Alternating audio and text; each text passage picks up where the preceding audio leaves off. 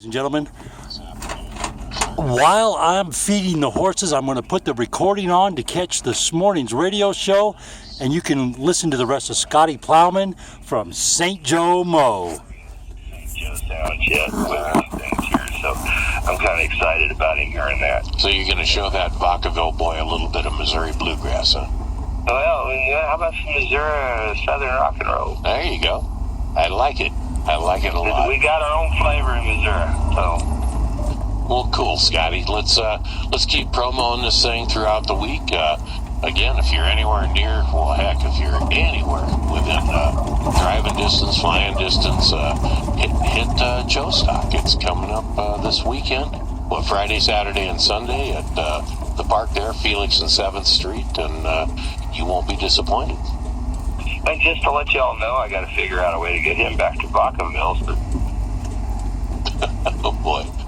Yeah, well, you're fading away on me, Scotty.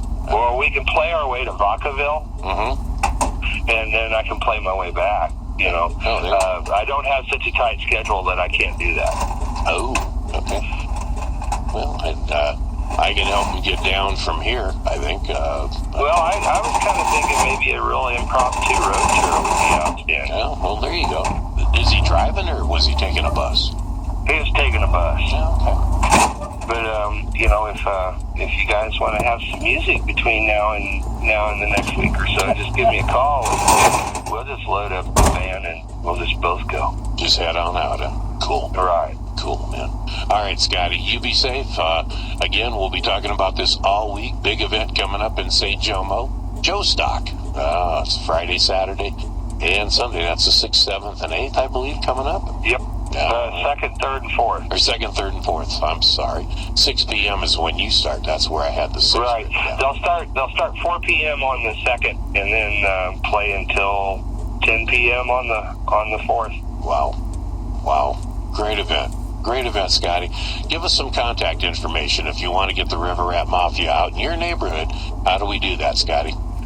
Give us a call at 816-550-0656. And until we speak again, have a blessed day. All right, Scotty, you take care, my friend. That's Scotty Plowman, River Rat Mafia, getting ready for Joe Fest. Let's go from St. Joe Mo to the primordial ooze of the land that time forgot, where the pavement ends and the dirt begins. Silver Springs, Nevada. It's Aaron. Hey, Aaron, what's up? Good morning. How's everybody? Well, so far, so good. You know, a couple things came up yesterday in property preservation. They're going to be changing some of the rules that affect what they call the primary contractor. And what the primary contractor is, that's the person who submits a bid to, say, HUD or Wells Fargo or any one Fannie Mae, for example. They'll bid to do their foreclosed properties, and then they turn around and sub the work out. Well, the new rule is going to be you have to have my input before you can sub the work to me to make the bid. And for years, I have been, this is almost like a validation thing. For years, I've been saying, you can't demand that I honor your contractual obligations when you've never asked me how much it's going to cost me to go dump the garbage. And everybody said, oh, you're crazy, you're crazy, you're crazy. You don't bring your employees in to, negotiate on negotiation. And I agree, I don't bring my employees in to negotiate. However, my employees' wages are included in my negotiations. And that's what many people in the property preservation, just because of the way it's been layered and set up. And again, that layering is a process that the National Association of Mortgage Field Services has become very adept at in layering 5 or 6 people in between the primary and the actual person doing the work. So we're going to see how that plays out. I have a call into Sheila Armstrong. She's the attorney that wrote the article that we published on yesterday. And have a good night. Drive careful. Bit. So we'll see how that goes as time goes on. I know Foreclosure PD over there, Paul, got a hold of me this morning. He is on the phone with Craig Carnes over at HUD to find out how that's going to play out. This new rule goes into effect November 1st. So we'll see how that plays out, and hopefully I see this as being a positive for the industry. I know some people are going to say, oh, God, it's going to cost us money. But I see it as being a positive for the simple fact you have all these people, especially on the level that I am, what they call boots on the ground, that go out and do this work, and they foot the expense.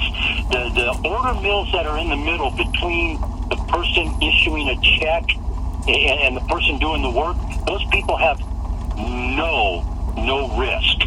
There's no risk at all to them, or financial risk, I should say, because they haven't put any money up. They're not footing the bill to get services done. They're not paying labor. They're not paying the insurance. They're not, paying for your business license. All they're doing is transferring a work order to you, and many of them are unlicensed to even be operating in the states they're operating in. And for people that don't understand what I just said there, if a company is if somebody comes to Nevada to conduct business in Nevada, they must have a business license in the state on file with the Secretary of State. Why? Because there's taxes involved. That's why. And, oh, by the way, our schools need the tax money that you're not paying us. So that's what's going on there in property preservation right now. And like I said, we'll have to see how this plays out. I see it as being a very big positive for the industry, and hopefully, not to paraphrase Uncle Ronnie, but that trickle-down effect will happen to the people, and they'll start getting some input on this. And the reason I've always felt that this is a very critical element of the industry is for the basic fact the laws are different here in Nevada than they are in California. They're different in Utah. They're different in, I don't care where we go, every state has different laws on how they handle certain elements, and this is one of them. You can go to every 50 states, and there's a different foreclosure proceeding law on the books. And how do you operate in 30 states with one business license, and you don't know this, and then you start back charging people because they're obeying the law in their local, jurisdiction, and, oh, by the way, I don't like that because it took too long to get done. Well, the law says this is how long I can, take to do this or whatever. And so hopefully this process right here that you get my input before you go submit a bid will assist in that, because, like I said, I would talk to people all the time and tell them, hey, look, our law won't let us do that here. We can't, like, for example, with debris removals, they'll have hazard material, you'll have regular debris, you have personal property, they describe it in all kinds of ways, but the big issue is, especially now, electronics, your TV screens, your monitors, that's all considered e-waste. It's a separate category now. Same with hazard material, like unidentified liquid chemicals in bottles and stuff like that. All right, Aaron, we're going to have to wrap this up. It sounds to me like they've been brokering like the truckers have been doing. They've been going to brokerage houses, and the load brokers are contacting truckers to haul from a place to a place for a certain amount. And, I'm not sure that's the right way to do it. But we'll pick this up again tomorrow. We're going to have to move on to a traffic report. But how do we contact you at Alladay? Okay, tomorrow I'll probably have some good GMO stuff. Got a couple calls into attorneys on some lawsuits out there right now. 775-230-9915 on the World Wide Web, folks, www.alladayllc.com. Go take a peek at the article we put up. If you're in property preservation, it'll help you. Let's have a great day, folks. Let's all be safe out there. All righty. That's Aaron out in Silver Springs, Nevada, with an update on the property preservation issue. There's a holdup in the Bronx. Brooklyn's smoking out in fights. There's a traffic jam in Harlem. Well, ladies and gentlemen, as you can see, the sun has gone down. The critters are all fed. They're doing their thing. Trooper Duncan's getting ready to come on, and we got little jackrabbits out in the road. Hey, hope you guys are having a great night. Let's have a good time. Let's all be safe out there. Getting ready to go do a podcast with Foreclosurepedia. Tune in later on, ladies and gentlemen. You will not want to miss this.